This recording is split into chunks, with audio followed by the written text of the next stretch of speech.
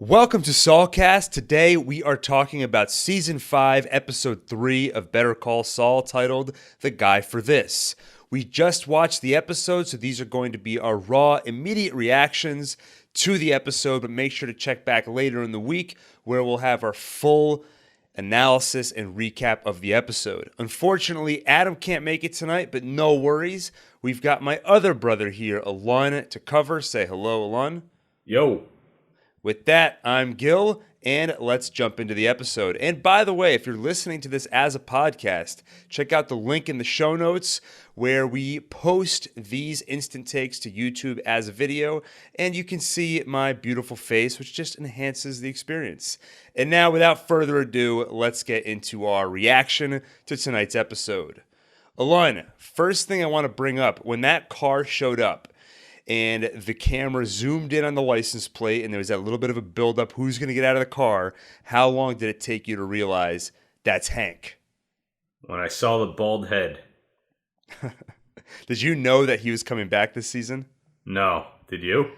I did, yeah. It was one of those things where I wish I didn't know it in advance, but they kind of released some articles, and it was public knowledge that he was coming back. So one thing this show does is I think the longer they obscure a person's face, the more likely that it's going to end up being a cameo from Breaking Bad. So as soon as I saw, okay, it's a government vehicle, the DEA is going to show up, I was like, that's Hank and Steve. And it was so good to see them back. I thought it felt like Hank in his prime. You had a bunch of Hank-isms, and it felt great to see his reaction to Saul Goodman's name. You got to see him jovial. You got to see him get a little bit serious. And it seems like we're going to see more of him, considering Crazy 8 is now going to be his personal informant. Yeah, it really fits Hank's personality to catch on to the Saul Goodman joke immediately. Yeah.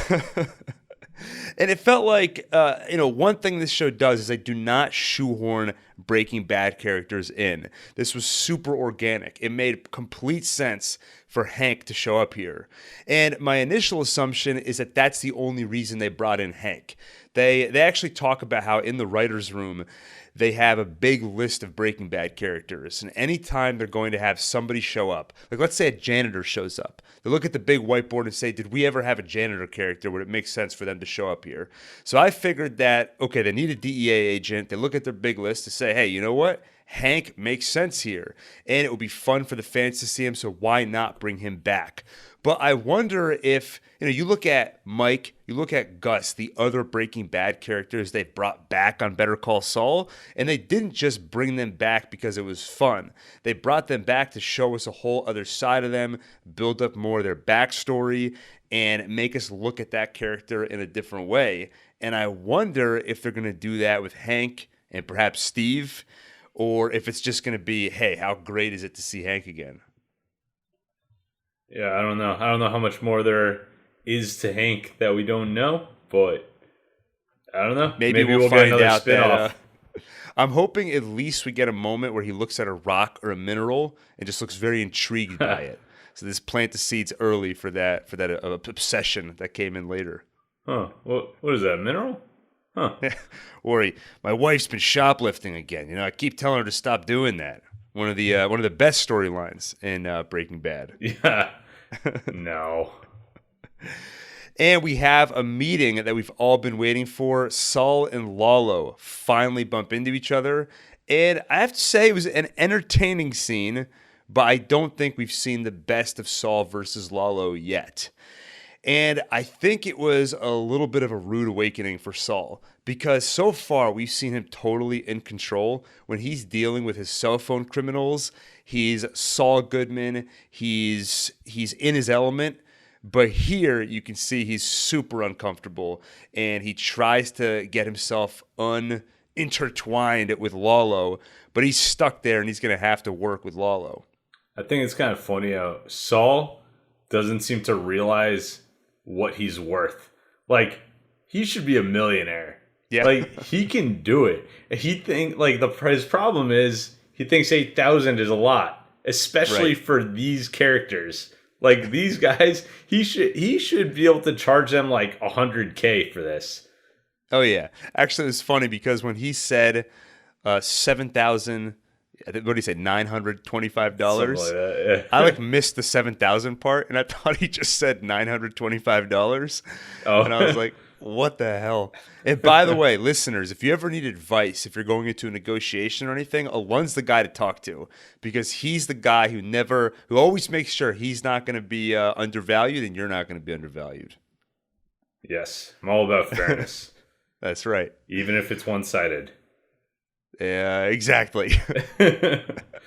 So I think that Saul and Lalo, that was a little bit of a rude awakening for him, where he's finally realizing, oh crap, being a criminal lawyer means working with criminals and not just non-violent felonies. Alon, did you expect that we were going to see that ice cream cone again? No, I was wondering what was going to happen to that ice cream cone. Yeah, even more symbolism here. Not only did it hit the ground, now you've got ants too. Yeah, and they keep accumulating. Right. So walk me through the interpretation. What's your updated ice cream update on the ice cream imagery? Right. So first of all, you get Saul and Kim. They seem like they're getting along great this episode, right? It seems like neither of them are really having any issues with each other right now. They're enjoying beer. They're enjoying throwing beer. They're enjoying cigarettes, or one cigarette. But looming in the background is this dilemma that's bubbling festering up. Wound. Yes. They can't just cover up their, future issues with beer and throwing beer and cigarettes. Mm-hmm. The ants are coming to roost. and Saul actually comes face to face with that ice cream cone, which I was not expecting. Yeah. I also think the opening sequence of the episode where you see one ant and then many ants, I mean, those ants were really enjoying that ice cream. So I figured that's a metaphor for all the joy that is coming Kim and Saul's way.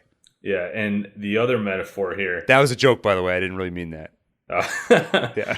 The other metaphor involved is that Saul's the one that dropped the ice cream, causing this whole mess of ants. Mm-hmm. He's the one who's going to do something to ruin his relationship. Maybe, but well, actually, you know what? Put a pin in that. Let's come back to that because I have another thought on it. I also want to say I bet Adam would have got that joke that I made. I forgot what you said. Exactly. My point exactly. Back on the ice cream though, with the ants showing up in the opening sequence, I loved how it slowly. At first, it starts off kind of silly. Like there's an ant showing up. You have that music, but it slowly becomes more and more horrifying. It has this ominous music, and I think by the end, the score might have cut away.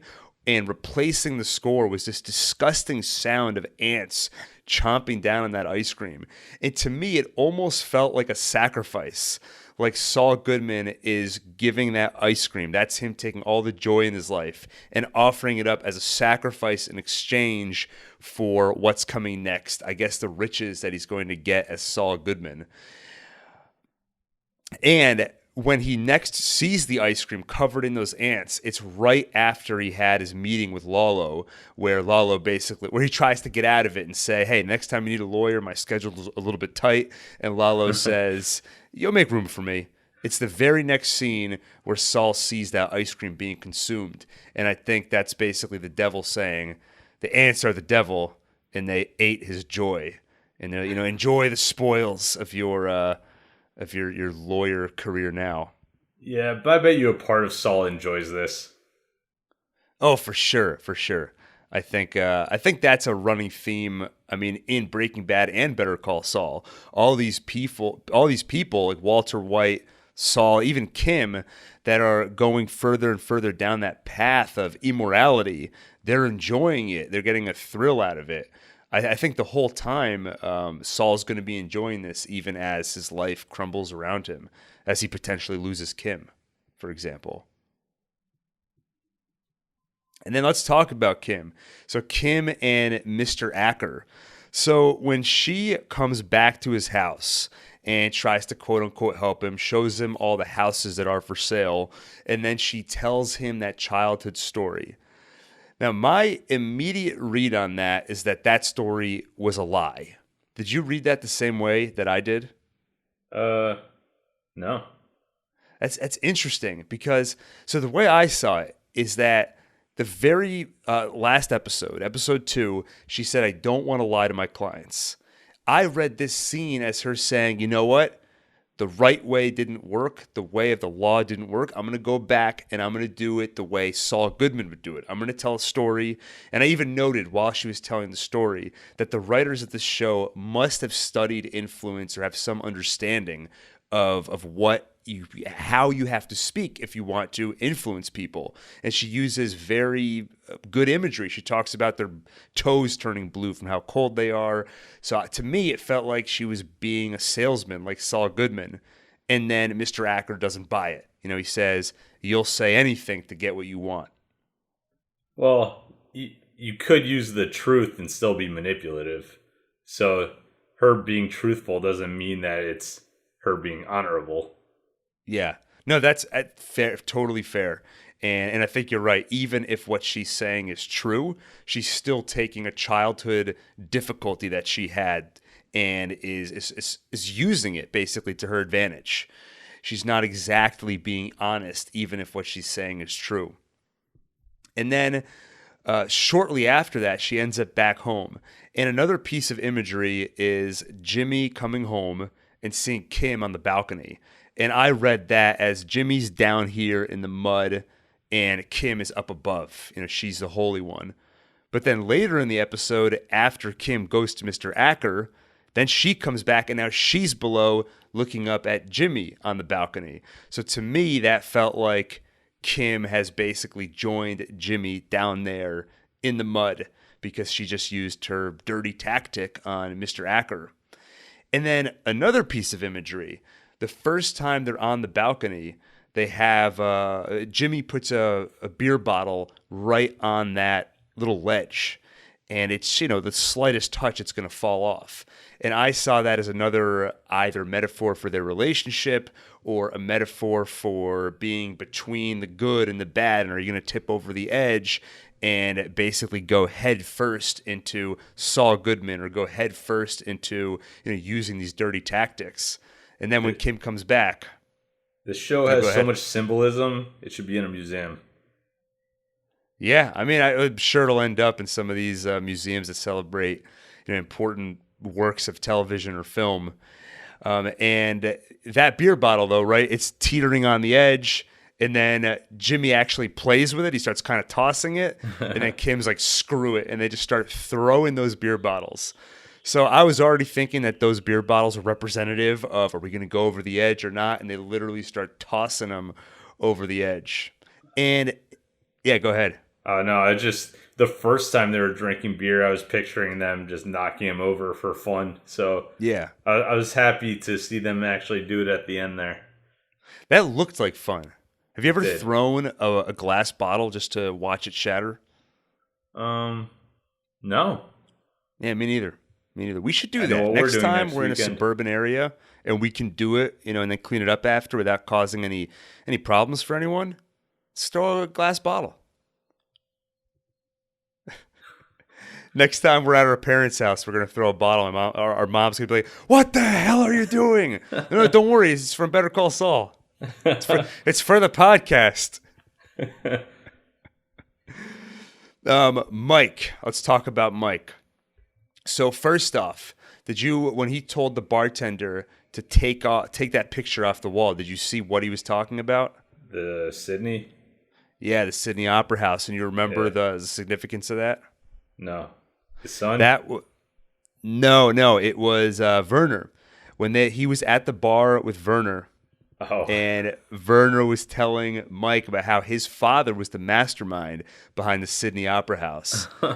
So it's just reminding Mike of Werner. He can't get away from him. He really misses that guy, huh? Yeah, well, I think it's not as much that he misses him. I mean, he misses him, but it's also the fact that he executed him that I think might be he really eating away misses at him. Hanging out with him.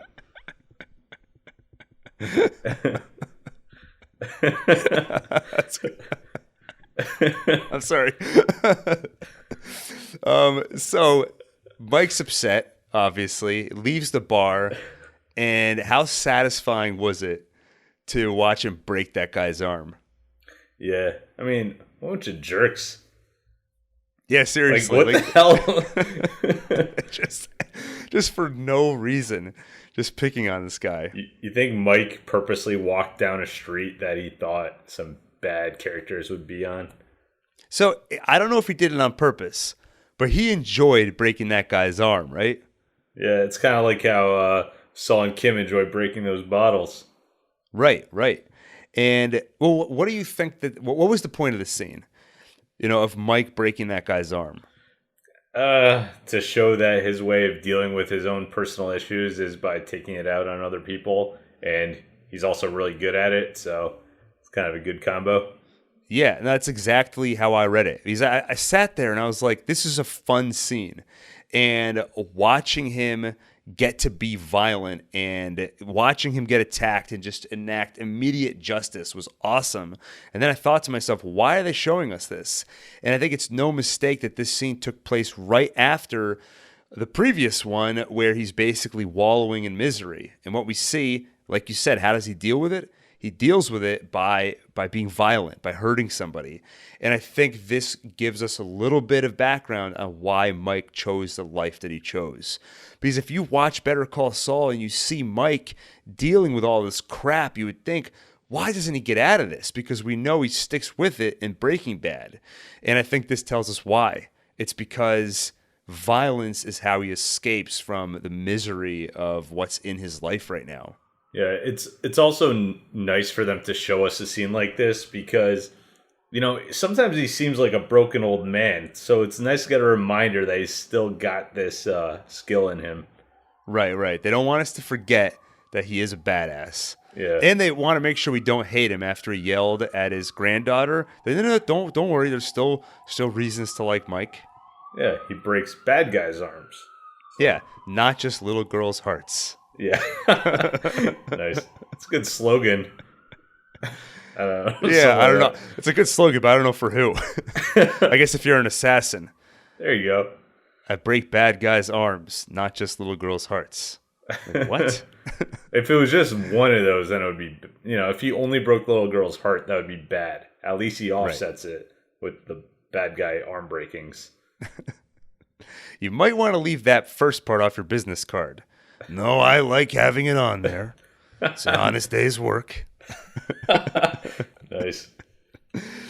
Yeah, and it also just occurred to me when you said Mike's good at it. That's another theme of the show is people that are good at something but don't know how to use it in a legitimate way. So Saul Goodman is so good at what he does, but he can only seem to use it for nefarious deeds. And you know what you're good at? Mike impressions. I think that Vince Gilligan, that's his name, right? Should keep you in mind if they ever do a young Mike, series. Yeah, you think that Mike at like 30 sounds the same way he does at 60? Yeah, I could see it. I think he came out of the womb talking like that, if he did talk right out of the womb, Hey, Mom, I could go for some ice cream right now. And not like that one over there covered in ants. Wait, that's in the future. How does he know about that? Yeah, I can tell the future. I didn't mention that. All right. By the way, an update on the Adam loves to bring this up every episode, so I've got to put on my Adam hat for a second and bring it up. So as a reminder, in Breaking Bad, when Saul Goodman is kidnapped by Walt and Jesse, Saul, his face is covered in a bag so he can't see, and he yells. He thinks that Lalo's been sent after him. He goes, "Were you sent by Lalo? It wasn't me. It was Ignacio." So I think this episode maybe gives us a little bit more to work with and think about what might have put him in that position. My guess is that at some point Nacho, i.e. Ignacio, is going to make a move against Lalo. And maybe he's going to somehow get Saul's help. Maybe even without Saul's knowledge. And so Saul will think that Lalo's going to blame him. So Saul's going to think that Lalo is blaming both him and Nacho. And so Saul's basically saying, it wasn't me, it was Ignacio, I had nothing to do with it. What exactly they did, I don't know. But I think that's the way we're heading. Let's keep watching and find out. Nah, I don't think so. Okay. This will be the last episode of Saulcast. Saulcast. Well, it just seems like, it feels like things are heading in a dark direction.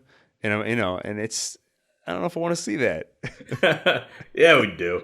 Yeah, I know. Who am I kidding? All right, Alon, any final thoughts on this episode before we do our full recap later in the week?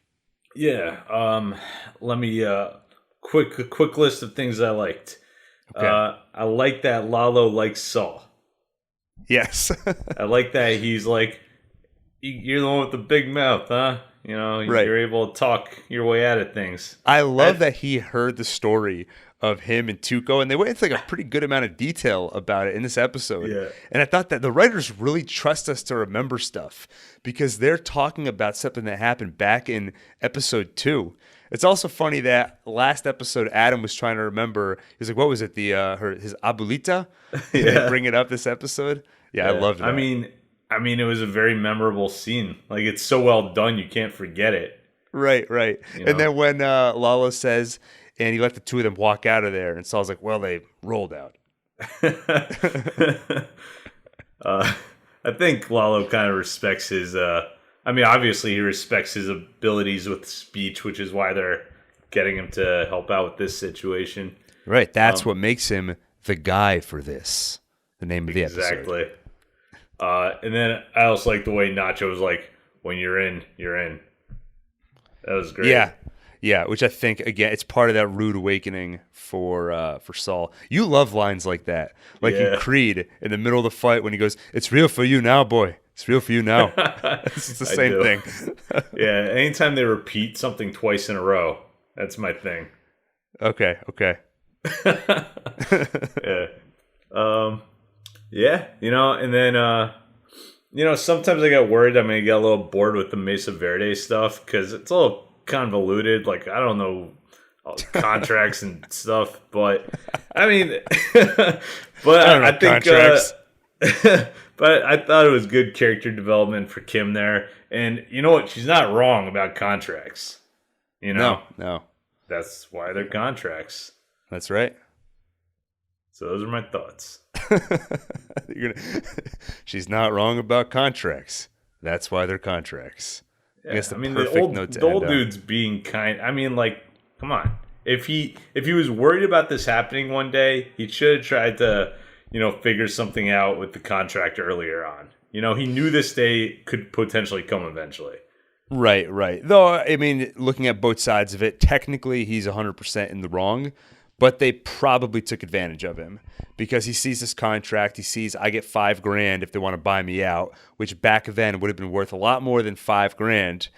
And a good lawyer or somebody that knows contracts would have put in a clause around inflation or something. But yeah, I'd like to see a spinoff of him living there with all these whatever they're building all around him. And that's just his life now. If I'm going to be totally honest, I probably wouldn't watch that spin-off. What if it was like just a 2-hour-long comedy movie? Sure. Yeah. All right. With that, I think we can wrap it up. So, as a reminder, this was our instant take, but of course, check back later in the week. We'll have our full recap and analysis. Don't worry. Alon will be back, and Adam will be joining us as well. And if you enjoyed this episode, please go into the Apple Podcast app, leave a rating or a review. It really makes us feel good. Every one of those ratings that we see, it puts a smile on my face, it puts a smile on Adam's face, and trust me, it is hard to put a smile on that face. And once again, if you're listening to this as a podcast, check out the link in the description. You can go to YouTube and watch this as a video. And here and there, we're going to try and do live streams as well so you can be a part of the conversation. And vice versa, if you're watching this as a video, click the link in the description, and you can listen to our full recap and analysis that'll get posted later in the week on the podcast. Thanks for listening. And normally I do this with Adam, but I'm Gil. I'm Adam. Alon. And this is Saulcast. Instant Take.